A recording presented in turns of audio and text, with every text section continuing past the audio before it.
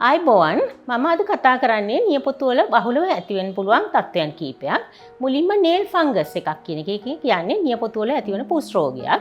මේක බොහෝ විට ඇති වෙන්නේ වයසක ඒගොල්ලන්ගේ කකුල් වල තමයි මේක ඇති වෙන්නේ. මේ තත්ත්වය තියෙන නියපොත්තක් ඝනකමින් වැඩි.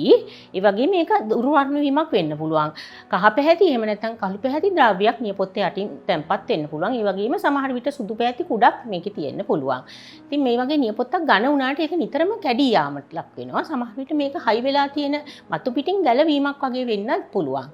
එතකොට මේ වගේ තියෙන කෙනෙක් අපේ හැමට විස බීජයක් ඇතුල් වෙන්න හේතුවක් වෙන්න පුළුවන්. ඒකින්ද විශේෂයෙන්ම ඔබට දියවැඩියා වගේ රෝග තත්ත්වයක් තියෙනවා නම් ප්‍රතිකාර සඳහා යොමු විය යුතුමයි. ඊළඟට කතා කරන්නේ මම බ්‍රිටල් නේල්ස් එහෙම නැත්නම් නියපොතු කැඩී යාම කියන තත්ත්වය. මේකට ප්‍රධානම හේතුව වෙන්නේ අපි නිතර අත හොදන එක තමයි. සබන් ගන්නවා ඊට පස්සේ ඩිටර්ජන්ට්ස් පාවිච්චි කරනවා ඒවා හින්දා තමයි මේ තත්ත්වය ඇති වෙන්නේ. ඒ වගේම නිතර මැනිකියෝ කරනවා නම් නිතරම නේල් කලර්ස් ගන්නවා නම් ඒ වෙනුත් වෙන්න පුළුවන්. කලාතුරකින් අපේ ඇඟේ තියෙන යකඩ සීන් එහෙම නැත්නම් බයෝටින් එහෙම නැත්නම් කැල්සියම් වගේ උණතාවයකිනුත් මේ වගේ තත්ත්වයක් ඇති වෙන්න පුළුවන්. ඊළඟට මම කතා කරන්නේ නියපොතු වල ඇතිවන දුර්වර්ණතා.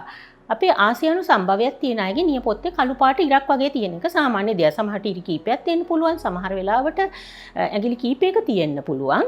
ඒ වගේම තමයි මේක සාමාන්‍ය තත්ත්වයක්. සමහර විට මේ වගේ තත්ත්වයක් නියපොත්තේ ඇතිවන මෙලනෝමා කියන පිළිකා තත්ත්වයේදී කලාතුරකින් වෙන්න පුළුවන්. ඒ වගේම මම කලින් කිව්වා වගේ නියපොතු වල ෆංගස් තියෙන කොටත් නියපොතු දුර්වර්ණ වෙනවා. සමහර විට අපේ කකුලක් කොහේ හරි වැදුනොත් ඒකේ නියපොත්ත යටට ලේ ගලලා ඒක කාලයකට දවස් කිහිපයකට පස්සේ කළු පැහැගෙන්න පුළුවන්. ඒ වගේම තමයි අපේ ශරීරය ඇතුලේ තියෙන රෝගයක්, එහෙම නැත්නම් රෝගයකට ලබා ගන්න ප්‍රතිකාරයක්, ඒ වගේ එකකිනුත් අපේ නියපොතු දුර්වර්ණ වෙන්න පුළුවන්. ඒ වගේම නිතර දුම්පානය කරන අයගේ නියපොතු කහ පැහැයකට හැරෙන්න පුළුවන්. අපි ඒකට කියනවා නිකොටින් ස්ටේන් එකක් කියලා. ඊළඟට මම කතා කරන්නේ ඉන්ග්‍රෝයින් ටෝනේල් එකක් කියන එක. ඉන්ග්‍රෝයින් ටෝනේල් එක බොහෝ විට එන්නේ අපේ මහපට ඇඟිල්ලේ අපි වැරදියට නියපොතු කැපීම හින්දා කොන් දෙක කපනකොට අපි ගොඩක් විට ඒක ඇතුළටම කැපුවාම ඒක වටේ තියෙන මසට කිඳා වැසීමක් වගේ වෙනවා. ඒ වගේම අපි ගොඩක් හිර සපත්තු දැම්මහමත් මේ තත්ත්වය වැඩි වෙන්න පුළුවන්. ඊළඟට මම කතා කරන්නේ ක්‍රොනික් පැරොනිකියා කියන එක. මේකෙදි වෙන්නේ අපි නිතරම අත්සේදීම හින්දා අපේ නියපොත්ත වටේ තියෙන හැම ඩැමේජ් වෙලා ඒකට විස බීජ ගිහිල්ලා ඒක ඉදිමිලා ඊට පස්සේ ඒක රිදීමක් පටන් ගන්න එක. ඒ වගේම තවත් තත්ත්වයක් තමයි නියපොතු වල හිල් වගේ ඇති වෙන එක. අපි ඒකට කියනවා නේල් පිටින් කියලා.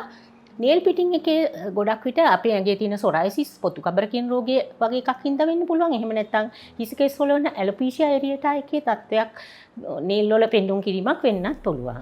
අවසාන වශයෙන් දැන් හැමෝම දන්නවා නේල් කොස්මෙටික්ස් කියන එක හරීම බහුලව භාවිතා වෙනවා. ජෙල් නේල්ස් දානවා, ජෙල් කලර්ස් දානවා. ඒ වගේ දේවල් වලින් අපේ නියපොතු වලට වෙන්න පුළුවන් හානි කිහිපයක් මම අන්තිම රූපරාමයෙන් ඔයගලන්ට පෙන්නනවා. ස්තුතියි.